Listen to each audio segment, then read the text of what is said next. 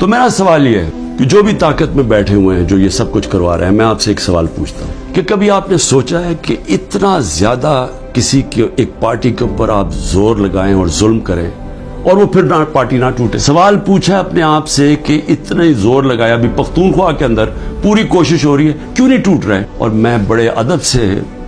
अपने power brokers को